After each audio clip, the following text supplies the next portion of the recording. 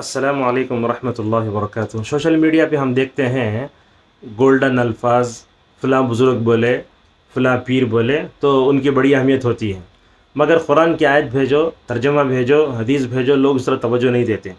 تو ہمیں سلف کے اقوال کو دیکھنا چاہیے، مگر اس کے لیے شرط یہ ہے کہ وہ قرآن کی تعلیمات کے خلاف نہ ہوں۔ ہمیں سلف کے اقوال لینا چاہیے، شرط یہ ہے کہ وہ حدیث کے خلاف نہ ہوں۔ اور آج کل لوگ کیا کیا بولتے ہیں، اگر ملک ہندوستان میں حالات نارمل نہیں ہوئے، ہر نماز کے بعد 7 مرتبہ لا الہ الا انت سبحانک 7 مرتبہ پڑھو بولتے ہیں۔ اوزاعی رحمہ اللہ کیا بولتے ہیں، دیکھو لوگو سلف کے آثار پر چلو، سلف کے اقوال پر چلو، اگرچہ لوگ تم کو دھتکار دیں۔ اور یاد رکھو، لوگوں کی باتیں چکنی چپاٹی ہوتی ہیں، گولڈن الفاظ ہوتے ہیں، ذرا اچھے ہوتے ہیں، مگر وہ مزین کر کے تمہارے سامنے پیش کیا جائے تو اس کو نہ لے لو۔ یاد رکھو، سلف کے جو اقوال ہوتے ہیں، سلف کی جو صحیح باتیں ہوتی ہیں، وہ ان کی زندگی کا نچوڑ ہوتی ہیں، اور ان کے قول میں ماشاءاللہ حکمت بری باتیں ہوتی ہیں، وہ عمل کر کے تجربہ دیتے ہیں اور اطاعت کر کے ماشاءاللہ امت کو سیدھے راستے پر چلانے کی کوشش کرتے ہیں۔ لہٰذا یہ پیر مریدی کے چکر میں گولڈن الفاظ ادھر ادھر کی باتیں لے کے ہمیں اپنا ایمان خراب نہیں کر لینا چاہیے۔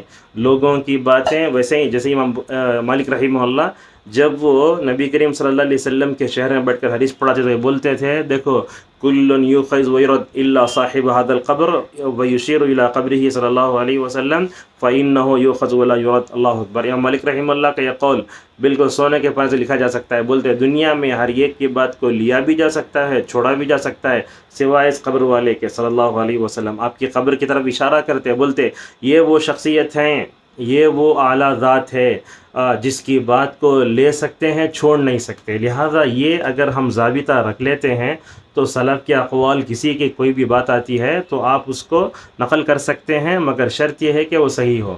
آج کل ہم دیکھتے ہیں ممبروں وغیرہ پر خطیب حضرات ماشاءاللہ عرب وغیرہ میں خطبے کے دوران، درس کے دوران، لیکچر کے دوران جب سلف کے اقوال لاتے ہیں تو لوگ بولتے ہیں ہمارے سامنے سلف کے اقوال پیش مت کرو، قرآن حدیث پیش کرو۔ ایسا واقعہ میرے ساتھ پیش آیا۔ ایک مرتبہ خطبہ دینے میں نے ابن تیمیہ رحمہ اللہ کا ایک ایسا قول کوٹ کیا تھا جو قرآن حدیث کے موافق تھا۔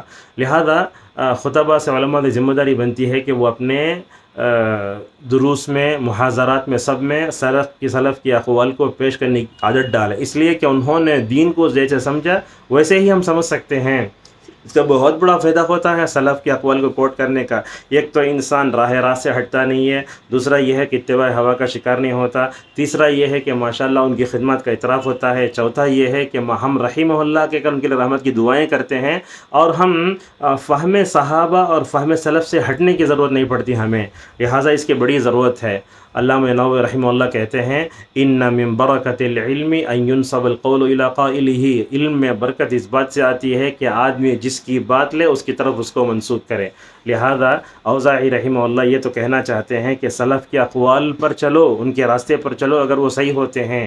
لوگوں کی چکنی چپاٹی باتوں میں آ کر ہمیں یہ نہیں کرنا چاہیے۔ لیکن آج دیکھتے ہم اکثر لوگ چکنی چپاٹی باتیں، گولڈن الفاظ زیادہ شیئر بھی کرتے ہیں۔ آج کی سب سے اچھی بات ایسا رکھ لیتے ہیں، حالانکہ اس میں کوئی وزن بھی نہیں ہوتا، کیا بھی نہیں ہوتا، بس الفاظ اچھے رہتے ہیں بس اس میں۔ تو یہ چکنی چپاٹی باتیں جو ہوتی ہیں وہ منافقین کہا کرتے، زخرف القول اللہ نے کہا اسے۔ لہذا ہمیں سلف کے اقوال کی روشنی میں زندگی گزارنا چاہیے، اور جو سلف کے اقوال صحیح ہیں انہیں لینا چاہیے، پڑھتے رہنا چاہیے، تاکہ ہمیں سلف کے علم و عمل سے جو ہے ماشاءاللہ ہمیں صحیح رہنمائی ملے۔ اللہ تعالی ہم سب کو سلف کے اقوال کو اپنے دروس میں، محاضرات میں، لیکچرز میں، خطبات میں کوٹ کرنے اور اس کا حوالہ دیں، توفیق عطا فرمائیں، آمین۔